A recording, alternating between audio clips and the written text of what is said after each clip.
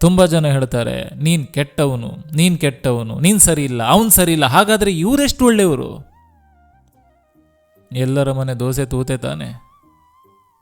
ಯಾರ ಬಗ್ಗೆನೂ ಕೂಡ ಮಾತಾಡಬಾರ್ದು. ಯಾರ ವ್ಯಕ್ತಿತ್ವದ ಬಗ್ಗೆ ಕಮೆಂಟ್ ಮಾಡುವಂಥ ಅಧಿಕಾರ ನಮಗಿಲ್ಲ.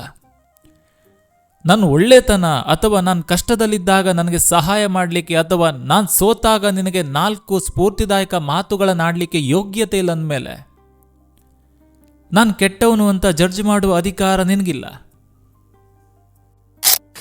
ಅದೇ ಹೇಳ್ತೀರ ಸ್ವಾಮಿ?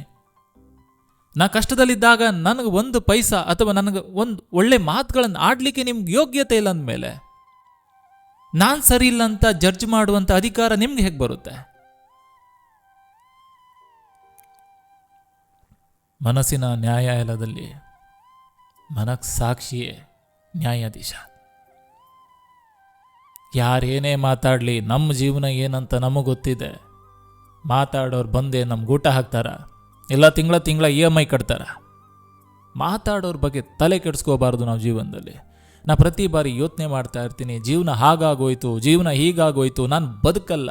ಯಾಕೆ ಬದುಕ್ತೀರಾ ಹಾಗಿದ್ರೆ?